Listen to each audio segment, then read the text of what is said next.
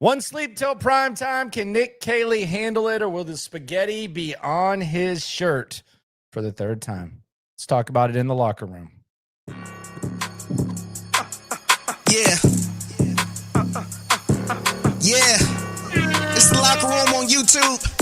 You know what it is. Let's get it. Hey, locker room. Yeah, we in the locker room. Texas talk. Yeah, you know what we about to do. Localize every angle's what we really do. We the source, we the pulse of the city too. Landlocked, got the game in the headlock. Localize every time, can't stop, won't stop. Yeah.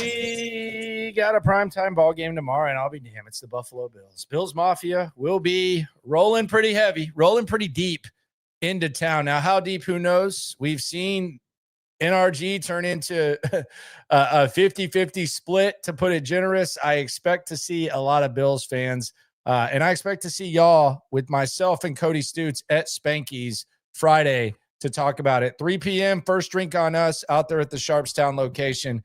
Come by, say hi. Shout out to Sleeper for sponsoring the video, the higher and lower. We laid that out yesterday. Use it as your scoring app. Most people I know are doing that. So I think this game is going to come down to a number of things. And we always hear the talk about big time players make big time plays in big time games. And I think the same can be true for coaches. There have been coaches who've had to overcome hurdles. They've had to overcome obstacles. There's certain situations where the shortcomings seem to magnify. And right now, my early takeaway from Nick Caley is he can't handle prime time. He can't handle prime time, and he can't handle the big time. And I don't know if that he's really handled everything else well, but it's very clear that whenever the lights are bright, Nick Caley wets the bed, which has happened to some of the greatest players of all time, greatest coaches of all time. I don't think he's going to be that, but there are context clues. You look at some of the displays that he had against the Tampa Bay Buccaneers, where he got scared to run a QB sneak at the one. Clearly, moment too big for him.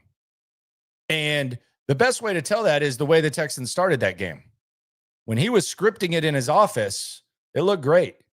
But when it was time for coconut cutting time and Todd Bowles was on the other side, he kind of fell apart. Get to the 1 yard line with the chance to perhaps ice the game, too big for him. Seattle game, perfect example. That was, I think, a large chunk of people wanted Nick Caley fired after that game. Not because they lost to Seattle, but because of the manner in which they did. I mean, the Texans decided that they were going to change the offensive line despite winning 2 consecutive games. And not only did they change the offensive line for 2 straight plays, for whatever reason, the Texans decided that they were going to run behind the offensive lineman that they had just benched in Laken Tomlinson. That was as bad as it got. That was a terrible display by the Texans. And it was a terrible display by Nick Caley. And it really started the question as to whether or not this guy can handle big moments.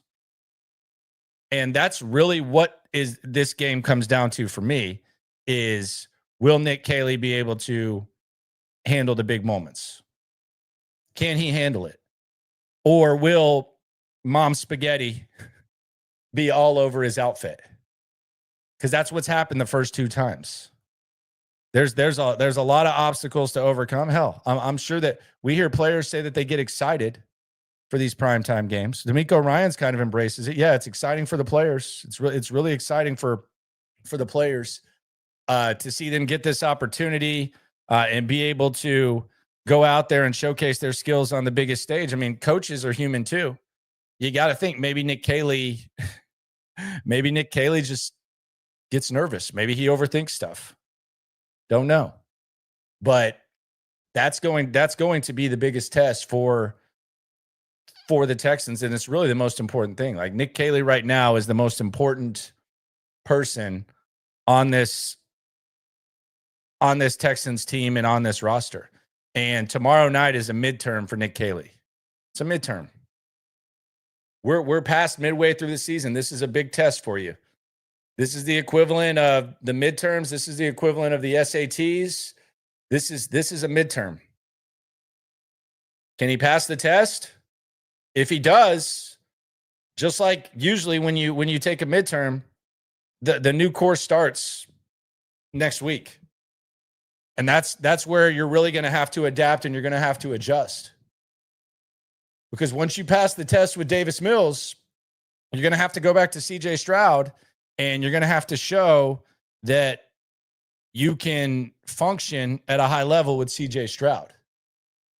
That's the most important thing for Nick Caley, really. That's actually more important than anything that he does with Davis Mills.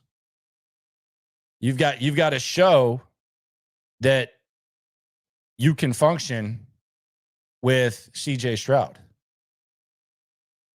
That's the most important thing that Nick Caley has to do. So even after this, if this goes well, you're going right back to the most important thing and the most important evaluation that we were talking about before. And that's how you get the best out of CJ Stroud. Are you confident in Nick Caley? If so, what's it based on? Here is Nick Caley talking about Davis Mills. And let's be honest, it does feel like him and Davis Mills do like working together. I mean, this system, pretty equipped for Davis Mills. Here's Nick Caley talking about Davis Mills and how he feels about working with him. I think he's been really, really consistent. I mean, he has been the same guy, again, since I got here. But just poised, works hard. He's studying around the clock. Good dialogue back and forth. I mean, just he's really into it. Has great command, ownership, all those things. So I've been really pleased with him. Okay. Command, ownership, all that. Been pleased with him. That's great. And y'all have done a pretty good job of holding it down. Let's hear what Davis Mills has to say about it. I asked Davis Mills, and I want you to tell me if you believe him. I asked this question today on SNL. I asked Davis Mills. I asked him a question that he lied about. This is the biggest game of his career, maybe his whole football career, definitely his NFL career. He minimized that. That's the coaching stuff. I don't blame him for that. Next game, blah, blah, blah. But look what he does at the end. He looks me in the eyes, and he says that the Texans will be ready. What makes Davis Mills so confident? And is his confidence contagious? Are you catching the Davis Mills confidence with this response from the starting quarterback for the Texans for the third time tomorrow? I know you're a pretty even-keeled guy, but do you feel like Prime Time, Buffalo, do you feel like this is a game that gets you a little bit more excited, one of the bigger games of your career? I mean, it's just another game. Obviously, every game's extremely important, and it's going to be fun seeing NRG rocking on Thursday when the time comes. But, I mean, you prepare the same each week. I know this week being a short week, it's a little different schedule-wise, but we're still getting all the prep, all the game planning, and we're going to be ready to go on Thursday night. All right. He says we're going to be ready to go on Thursday night. Okay. I mean, you're passing the keys after, whether it goes good or not. You're passing the keys back to CJ. CJ is going to be starting against Indianapolis. It seems like he's pretty confident in his abilities. And that's what he says. Do you believe him? That's the question. We'll hear more from Nick Caley. Nick Caley, mom spaghetti. You eating mom spaghetti or are you going to get it done? It's all on you, Caley. You and Davis Mills. I don't expect much from this ball club against a good team, but Davis Mills seems to be confident. And Buffalo is a flawed team, which we'll get to in just a little bit on the chat. You ain't never hate. Swarm. Malik says, think Ward is coming back. They need him with no Reed. I don't think so. And Jimmy had a couple of surgeries on his foot, and he's been pretty banged up. He has been around the facility. If he comes back, I think it's going to be closer to December, like late December. But he's also kind of in that situation where it's going to be an uphill battle because he's going to have to rehab, and he's been rehabbing for a while. But if he wants to play another year of football, is it worth pushing it this year to prolong? It's kind of mixing but he is there. He is doing everything he can, but I don't think he comes back anytime soon. But who knows? You never know. Malik says Ryans needs to be more trusting. There's no way Harris can at least do what Henry does. Colts will downfall to 10-7. They have a hard schedule.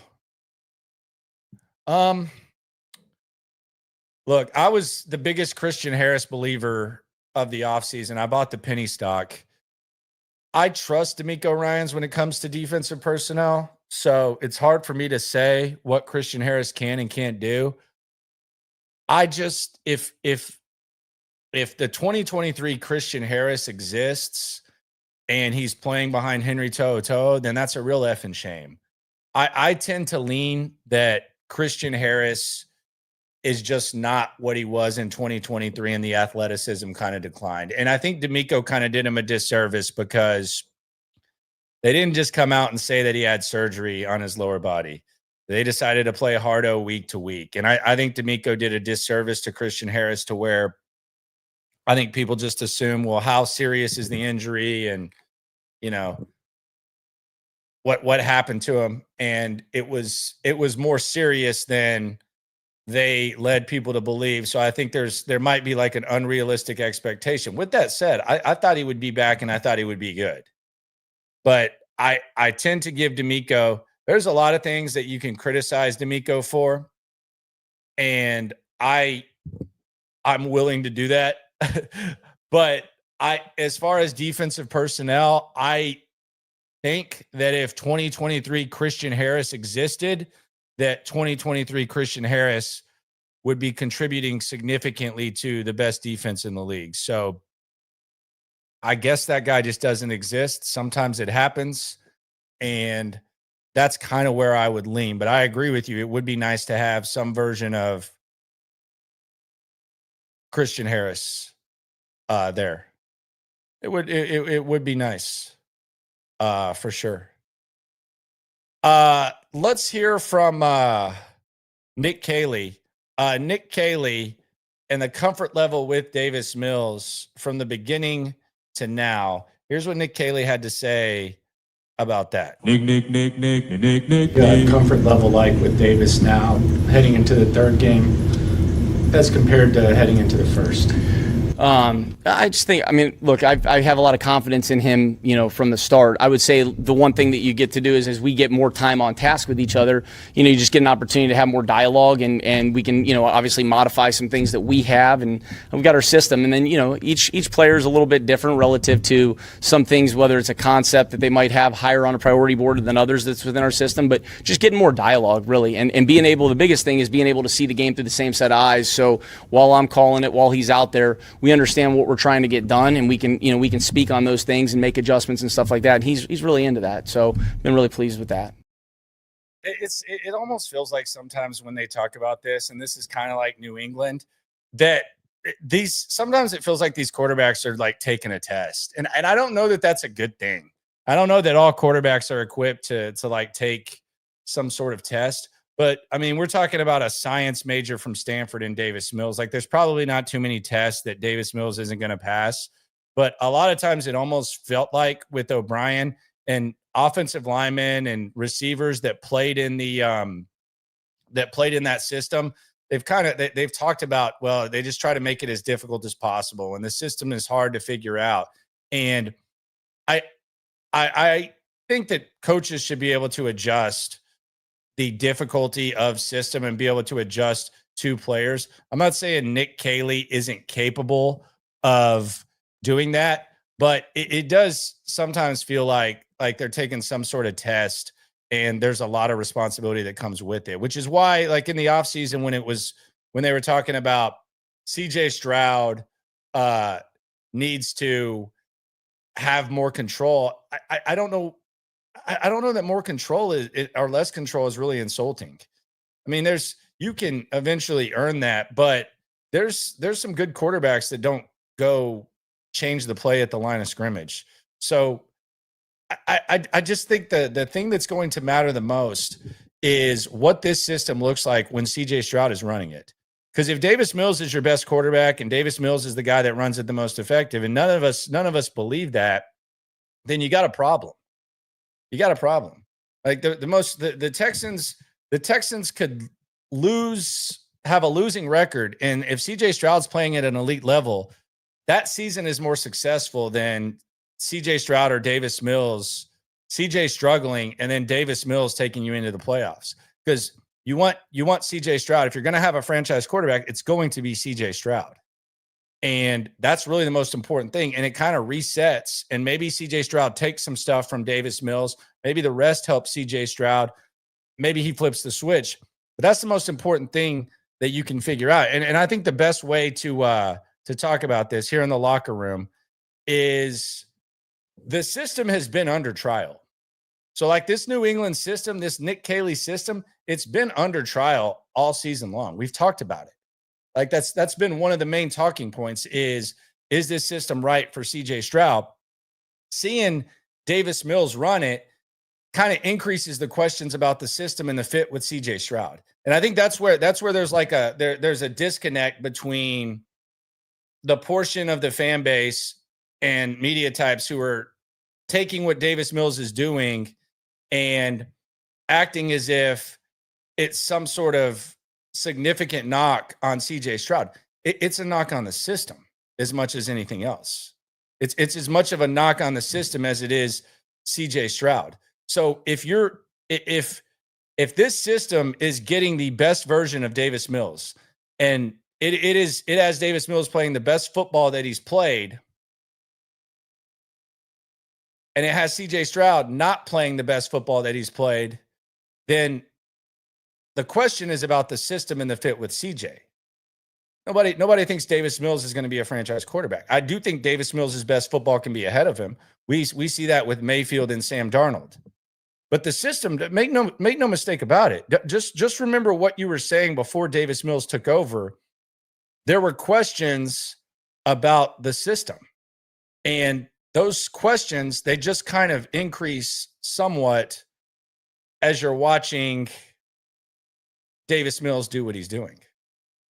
But the question is, do you believe in Davis Mills? Davis Mills seems to believe in himself, and he seems to believe in this offense and this system and this surrounding cast.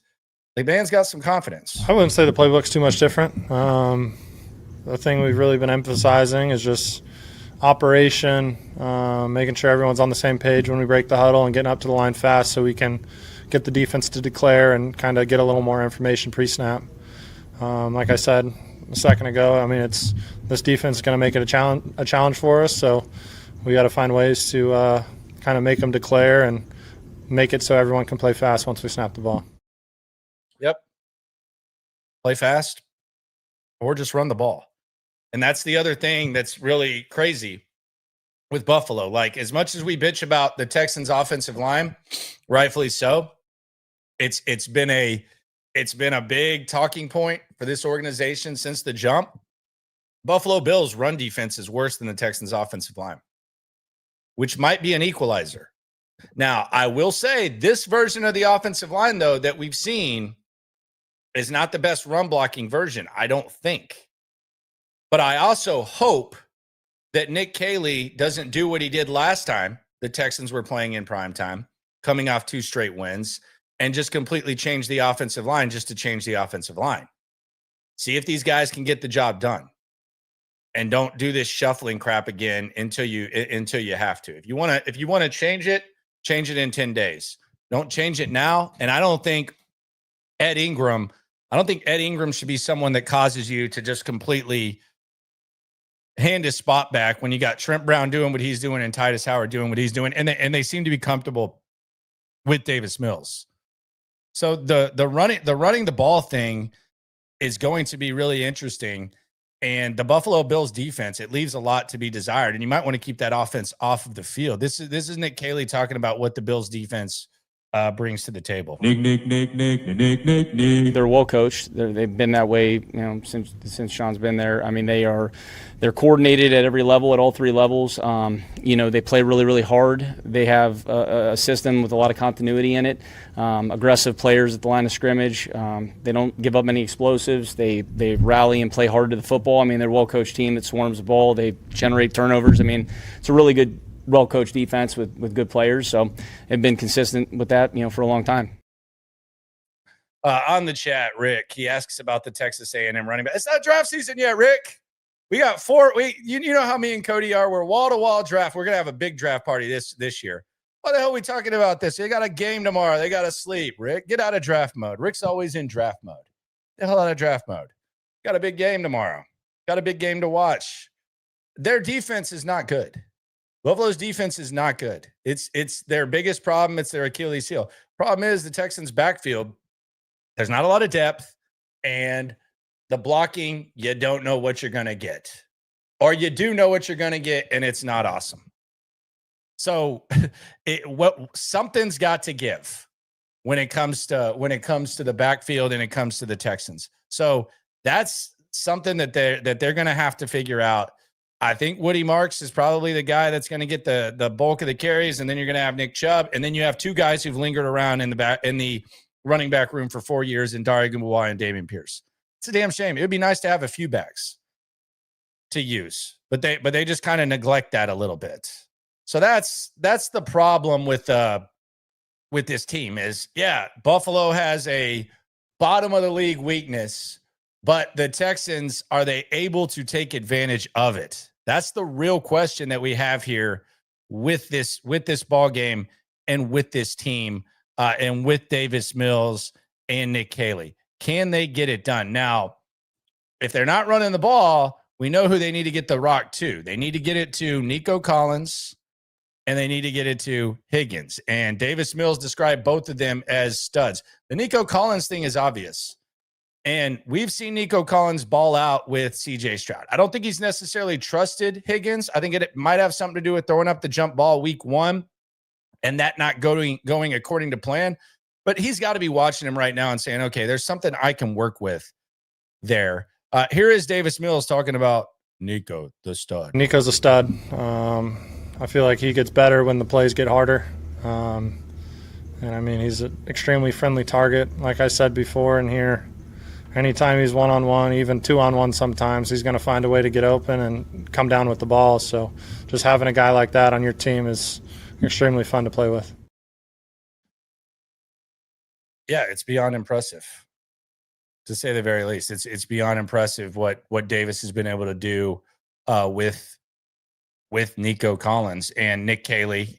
He agrees too. And I always wonder when they're talking about Davis Mills, if they have in the back of their mind, they're talking about CJ and what he wasn't doing. I don't know that that's necessarily the case. It's just obvious that Nick Caley loves working with Davis Mills. I think Nico's done a great job of executing and making some big. He's a great player. I think we're always trying to obviously keep him at the focal point of our offense, and love getting him the ball. He makes plays. He's got aggressive hands. He's a dynamic playmaker, and he's a great teammate. So I mean, that doesn't change from week to week for us. Yeah, I would agree with that. Todd the Show says this, and I disagree with you on this, Todd. Appreciate you for always riding along with me here. He says Buffalo plays to their opponent, which should be advantage Texans. I don't think that's going to happen in this situation. I don't think the Texans have that luxury. Now, the reason that I say that is I think it's been kind of a popular topic with the local media in Buffalo that Josh Allen has a bad history at NRG Stadium. The playoff game where we had the Deshaun Watson heroics, we saw all that, and he ended up taking the L there, and they kind of melted down. He had some real boneheaded moments, really, before he became the Josh Allen that we know today. And then the game last year where he had the worst game, perhaps, of his career, definitely post first year as a starter. So I think the element of the Texans catching Buffalo sleeping, I think that's kind of gone just based on the history that Josh Allen has had, in that he's never walked into NRG and won a game. And not only that, he's tasted significant disappointment in both of those matchups recently and at the beginning of his career. Beginning of his career, his season ended in heartbreaking fashion. And then last year, he had the worst game that he's had perhaps ever. So I don't think there's any element of surprise that the Texans have. If they win, they're just going to have to go out there and knuckle up. The defense is going to have to do their part. Davis Mills is going to have to not screw up, and Nick Caley is going to have to be able to avoid the B-Rabbit choking, barfing on his sweater. That's something that he's gonna have to get done. But I don't think there's gonna be like if the Texans beat the Bills, it's not gonna be because the Bills slept on them. I don't think that's gonna go down. Classic Dell says I got a notification on price drops for tickets at NRG about an hour or so ago. Not looking good for fans at the stadium. I mean, you don't expect Texans fans to come show out, right? I mean, I don't mean that as an insult. I mean, that's just kind of established, right? Like there's not going to be, it's not like there's going to be a full stadium and rowdy. I mean, the intros are sad. The intro, I actually think the production on the intro is awesome. But 90% of the time it's just not crowded. And you always hear the excuses. I think the excuses are pathetic. Not because I don't think you need an excuse. Like if you don't want to show up early, you don't have to show up early. It's not the only place where it happens. But like traffic and dude, it's 7:00. You know when the game is. You know what goes on. Let me put it this way. I've been to NRG. I've probably been to 50 concerts during the rodeo that are sold out. Everyone's ass is in their seat when the concert starts. Every ass is in seats. Same place, worse traffic. Everyone's ass is in their seat when the concert starts. So there's really just no excuse. It's just kind of the way it is.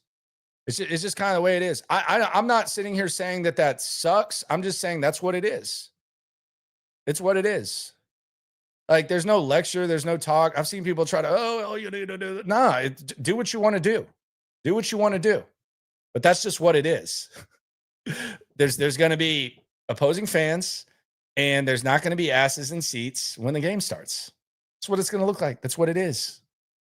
This is a big game. You got to create the buzz.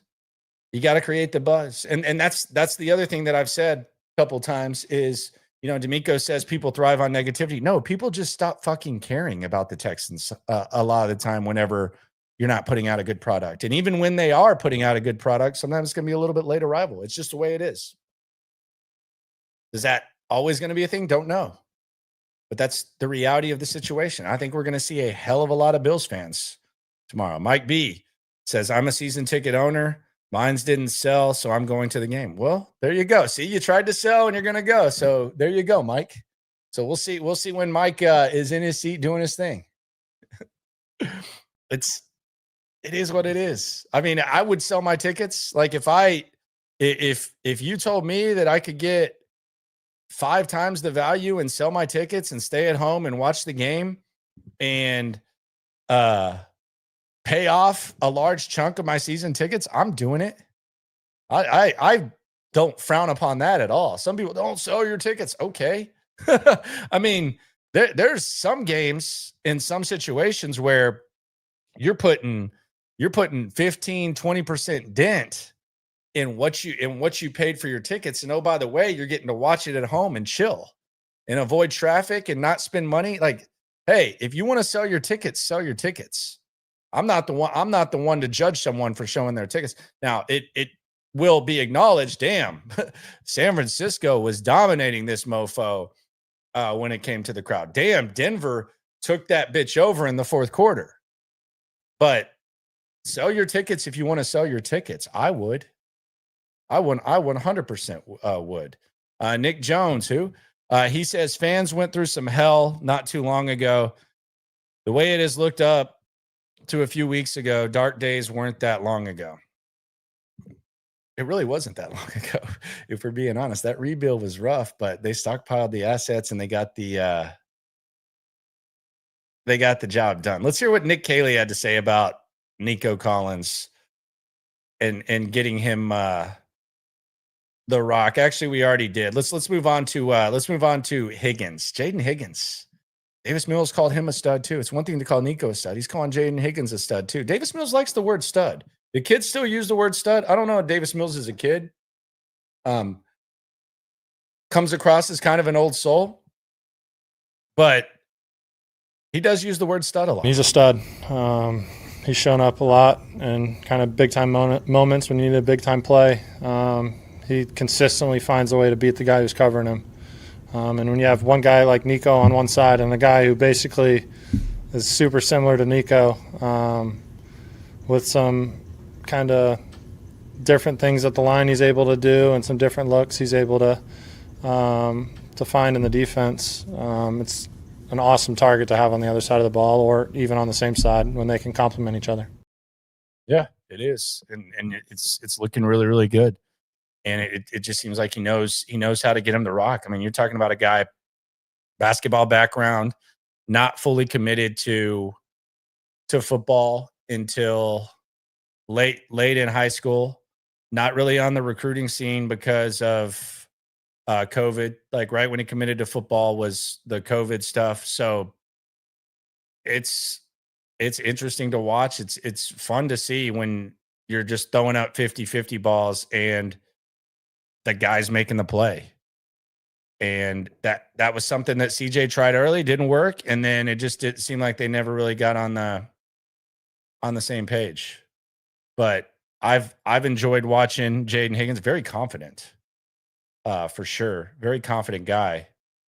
But I do wonder if that's something that CJ can build on and perhaps maximize that. D'Amico seems to love it too. They've talked about him feeding Nico. I think D'Amico's kind of saying, yeah, get Higgins some opportunities too. He wants to spread the wealth. Jaden's been playing well. It's just a matter of if we get the football to him and everybody can see it. But when we target him, it's high percentage chance he's coming down with the football and making plays for us. So he likes what he sees from him too. I'm telling you, they're looking smart. Like if anyone is happy with what's gone on with Mills, it's Nick Caserio. The draft picks look better. They've looked better in recent weeks, except Jalen Noel. For some reason, Jalen Noel can't get the ball. And the number one most frustrating player, it feels like, from a portion of the people, I haven't heard one people defend him, is Captain Kirk. Can you sing me? Captain Kirk, I want to have your baby. People want more Noel, less Kirk. It's abundantly clear. And the guys just keep saying, the coaching staff and everyone, they keep saying that they like Jalen Noel, but the actions just, they feel different than what the words are in this situation. He's done a good job. I think it's just, again, we have a bunch of receivers. We have a deep receiver room. We try to mix the groupings in there. Sometimes, again, the flow dictates otherwise, but I have a lot of faith in Jalen Noel, and he'll play a lot of football for us. And, there's nothing he's done that would prevent me from having faith in him. Got all the faith in him. No, it's not a bunch of receivers. And this point has been emphasized. It's not a bunch of receivers. It's one guy that people don't want to see in front of Jalen Noel. It's one guy. It's Captain Kirk. Captain Kirk has arrived. I repeat, Captain Kirk has arrived. That's who it is. It's not anyone else except him. So the frustration with Jalen Noel, it's not about the other guys. It's about Christian. It's about Christian Kirk being in the way. That's what the frustration is.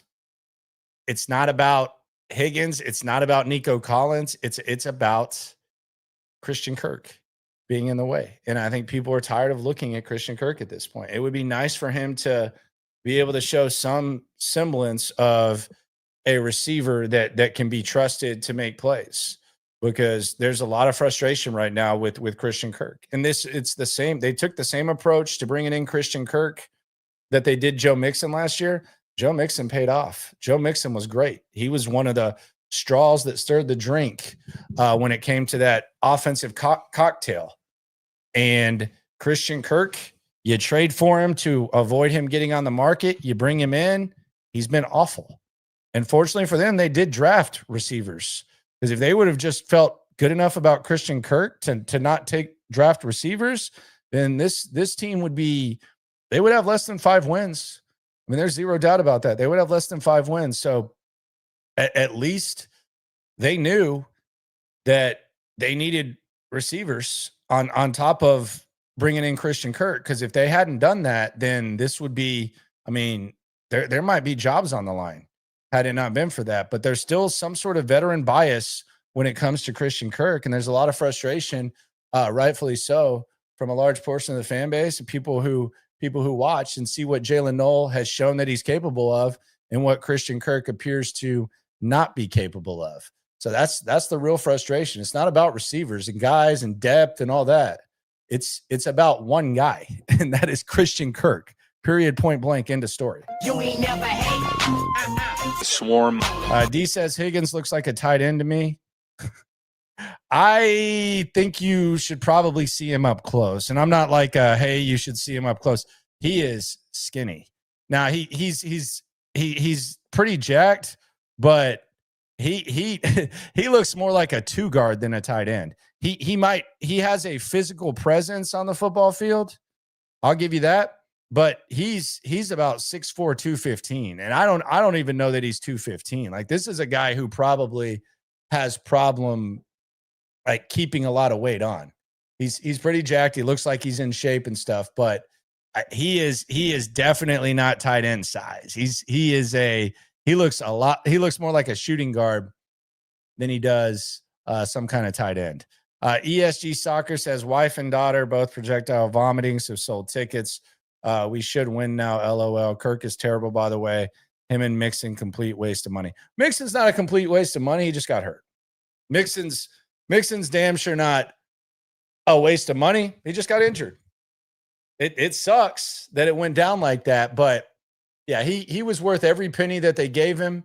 He was one of their best players last year, and unfortunately for them, he just got hurt, and it's kind of a damn shame for them. So I wouldn't say Mixon. They wasted money on Cam Robinson. They wasted money on C.J. Gardner-Johnson. Maybe you can say in hindsight that the Mixon extension was a little bit interesting, but I wouldn't call him a waste of money. So there's a couple of things to watch that I want to talk about. One sleep away from this primetime ball game tomorrow. And there are two things where there's kind of some dialogue and possibilities about this, perhaps winning games or perhaps losing games. And if they don't find some way to contain Josh Allen and his legs, it's going to be very costly. And a lot of times we simp out, and when we talk about Josh Allen or a quarterback, it's like, well, should they put a spy on him? That's easier said than done. Because if the quarterback's smart, you're pretty much playing 10 on 11. Lamar Jackson's good at it. Josh Allen's good at it. Patrick Mahomes has gotten good at it. And if the spy can't tackle, then it's really just putting the quarterback in a one-on-one situation where he just has to beat one guy. And I do find it interesting when it's like, just put a spy on him, as if that completely eliminates him. And I asked D'Amico about it, because I think there are times where it's talked about. It's like, well, we should have put a spy on him. It's not that simple. And I agreed. I just wanted to hear what D'Amico had to say about this. This is what he said. What are the challenges of deciding when to and not use a spy as a defensive coordinator? And when someone is spying on the quarterback, how hard is that for the player itself? Because a lot of times we talk about it, we're like, we should put a spy on him, and it's like it stops Josh Allen from running. What are the challenges of that? Yeah, each scheme has their own philosophy of how they use a spy, and I know it's easy for everybody to just say, "Oh, spy the quarterback," but what are you doing? You're standing there watching him throw the ball, or what are you actually doing with that spy player? But I won't get into specifics of what we're doing, but some teams use it. It works well. Some teams use it. It doesn't. It's just what's your personnel? How do you attack their scheme, and what are you looking to accomplish by using a spy? Yeah.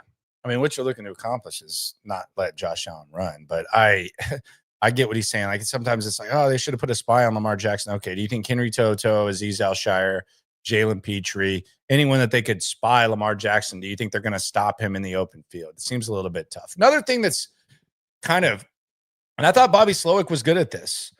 Damn it, Bobby. Stealing points at the end of the first half. Bobby Slowick was actually really, really, really good at this. And it feels like Nick Caley is really, really bad at this. I asked Nick Caley about when in the hell he thinks it's good to be aggressive and not aggressive at the end of the first half. I don't know that y'all are going to love this explanation from Nick Caley, but here it is. When to be aggressive and not aggressive at the end of the first half. I mean, we always want to be aggressive. I think, there's times where, you're trying to, if you shoot yourselves in the foot and we're in 1st and 20s and stuff like that, obviously you want to continue, you want to try to move the ball forward. But I think just trying to always be able to move the ball forward, establish the run, and then be able to, take our shots. We'll take our shots, and have those planned accordingly. But, we're never not trying to be aggressive or move the ball. I think sometimes, sometimes we can execute better. Sometimes I can come up with a better play call. I mean, it's all that. But I think, just trying to be able to move the ball forward and stay on track is the biggest thing. Yeah, I don't know if they're always aggressive. It seems like they're aggressive when they shouldn't be, and they're not aggressive when they should be. But again, that's one of the things that Bobby Slowick did do relatively well, and something that they just don't do very well now. So we'll see if they improve on that. We'll see what that looks like. But again, this is the Nick Caley game. Can Nick Caley handle prime time, or is the moment going to be too big for Nick Caley? I don't sense that there's a ton of confidence in Nick Caley, but this will be the test, and then he'll have to reset and figure out what the hell he's going to do with CJ Stroud. Join us at Spanky's on Friday. Join us SNL tomorrow at noon. Post-game show right here, probably about 10:30. And then the party begins at Spanky's. Appreciate y'all for coming through. Do you believe in Caley? Do you believe Davis Mills? Let me know. It's going to be a fun time, fun week, and a very, very fun game if they're ready to go. Yeah, we top 2 and we not too plugged in daily digital on YouTube. We got taste for days, opinions to give, we got takeaways. If it's up, then it's up, we number 1.